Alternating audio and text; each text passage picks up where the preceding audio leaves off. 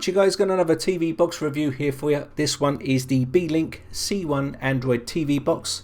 It does support a hard drive which you have to purchase yourself. Also supports 4K movies and H.265 support. It has Android 6.0 and also you can see here supports many different file types. As you can see on the box, supports HDR10, also HLG HDR processing, UHD 4K 60 frames per second, also supports H.265 10-bit and H.264 and AVS Plus FHD 1080p and 60 frames per second as well. Now this also has the Mali T820 GPU in it, also RAM of 2GB DDR4 on this one, eMMC flash 32GB, Bluetooth supports. Loads of different features on here. You can pause the screen and read them at your own leisure. Inside the box you're going to get your user manual. This user manual is just one page basically. It tells you what functions and what features the box has. It doesn't really go into great detail, but that's basically your instructions right there, as you can see. But they are pretty self-explanatory and easy to set up as well. It's just basically plugging in a couple of cables and you're pretty much good to go. You're going to get a tiny little HDMI cable here. You may want to upgrade that for a longer cable if you're looking to put it in a longer position away from the TV. Also, you've got yourself a little power adapter here which comes with the unit.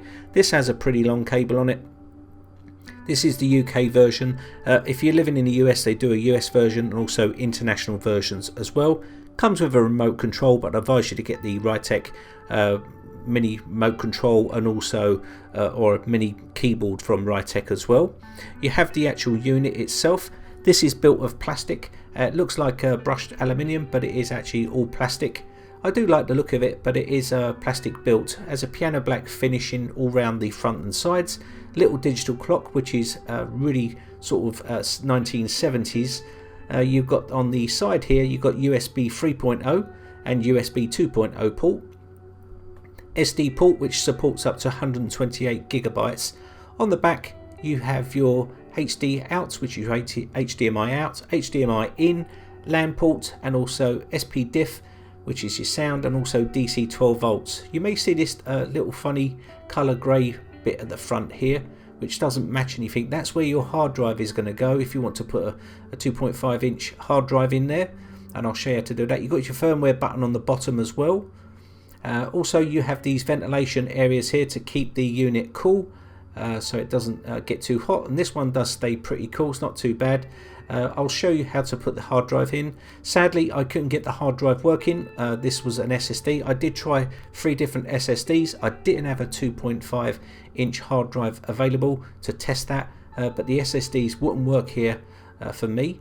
Also, another issue I found with this was when you insert the hard drive, it is very difficult to remove. There's no ribbon to pull the hard drive out, so it's very difficult. I had to use a pair of pliers to actually pull it out because it was very difficult. Once it gets slotted in there, you'll see it's very flush and there's nowhere to grab hold of to actually pull it out there. But it does fit in there just nicely.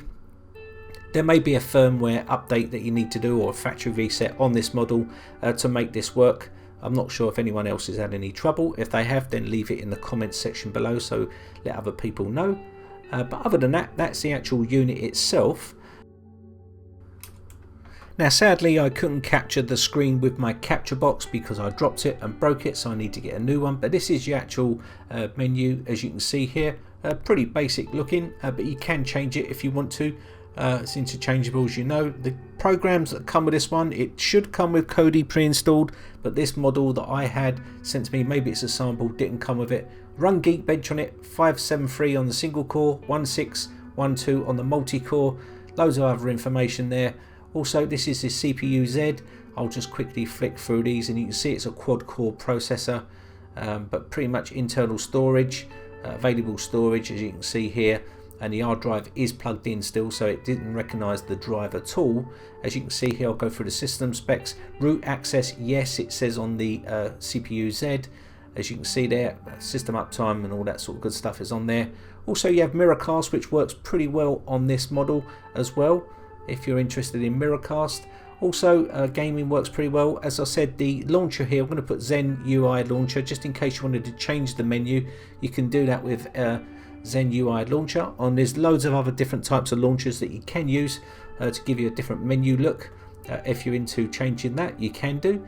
So it's completely customizable, as you can see here. Also, what I'm going to look at is the PIP. Now, PIP, sadly, I couldn't copy anything to the hard drive because the hard drive wasn't recognized.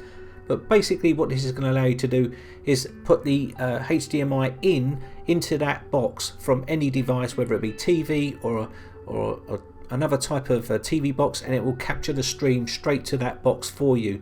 Okay, if we can get this working, I will do another review of it to show you how it works, and also hopefully get that capture card sorted out. But that's PIP, which is pretty awesome if you're into that sort of stuff. Now also, we've got some games on here. Now, games run really smoothly, as you can see here. No jerkiness or shuttering or stuttering on games, and I'll just quickly show you one more. Works pretty awesome, as you can see here. Let's play some files. H.264, 3 megabits per second, 1080p, works flawlessly. 60 megabits per second, and this is 10-bit. Works pretty nice, as you can see, no jerkiness. And we'll do the 4K ultra high definition, 140 megabits per second, 10-bit, as you can see here. Really nice. And I'll try one more, which is the Sony Camp one. You can see pretty smooth. Now, I did pause it and start it again because it did start to shutter a little bit, and then when I paused it and started it, it went smoothly. Sadly, I had to install Kodi myself, but I think it does come pre-installed, but on this version it didn't for some reason. Maybe it's a sample, but you can see the CPU and the memory usage on this one. I couldn't show you any add-ons because I didn't have time to install those. But inside the box you can get all this stuff. Information is all on the screen. I will put all that information in the description so you can read up about it. I think it's a pretty good TV box. I want to get that hard drive sorted out, so I might try firmware flash or contact them and find out what's going on.